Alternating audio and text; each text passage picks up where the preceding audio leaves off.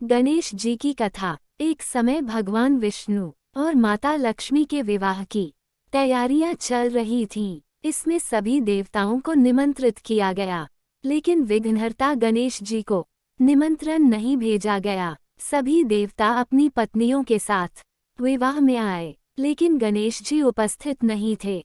ऐसा देखकर देवताओं ने भगवान विष्णु से इसका कारण पूछा। उन्होंने कहा कि भगवान शिव और पार्वती को निमंत्रण भेजा है। गणेश अपने माता पिता के साथ आना चाहें तो आ सकते हैं, हालांकि उनको 1.25 मन मूंग, 1.25 मन चावल, 1.25 मन घी और 1.25 मन लड्डू का भोजन दिन भर में चाहिए। यदि वे नहीं आए तो अच्छा है। दूसरे के घर जाकर इतना सारा खाना पीना अच्छा भी नहीं लगता।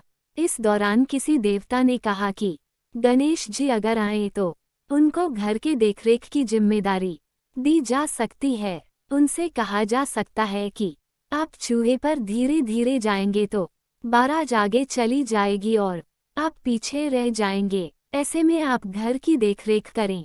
योजना के अनुसार विष्णु जी के निमंत्रण पर गणेश जी वहां उपस्थित हो गए।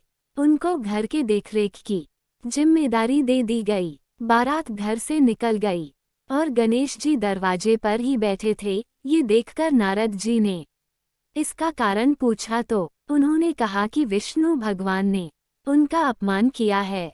तब नारद जी ने गणेश जी को एक सुझाव दिया। गणपति ने सुझाव के तहत अपने चूहों की सेना बारात के आगे भेज दी, जिसने पूरे रास्ते खोद दिए। इसके फलस्वरूप देवताओं के रथों के पहिए रास्तों में ही फंस गए।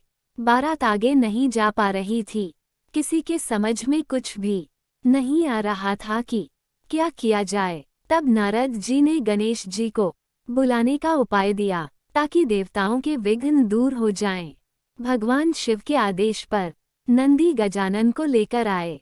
देवताओं ने गणेश जी का पूजन किया। तब जाकर रथ के पहिए गड्ढों से निकल तो गए, लेकिन कई पहिए टूट गए थे। उस समय पास में ही एक लोहार काम कर रहा था। उसे बुलाया गया। उसने अपना काम शुरू करने से पहले गणेश जी का मन ही मन स्मरण किया और देखते ही देखते सभी रथों के पहियों को ठीक कर दिया। उसने देवताओं से कहा कि लगता है आप सभी ने शुभ कार्य प्रारंभ करने से पहले विघ्नहर्ता गणेश जी की पूजा नहीं की है, तभी ऐसा संकट आया है।